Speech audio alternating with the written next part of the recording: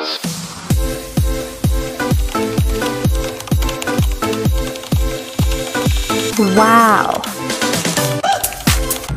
Ayan, welcome back to my channel, guys. Once again, nandito naman tayo ngayon sa may Pasig and i-check natin kung ano naman yung kanilang preparation ng Christmas display dito sa kanilang munisipyo. Check natin kung ano yung ginawang design. And syempre,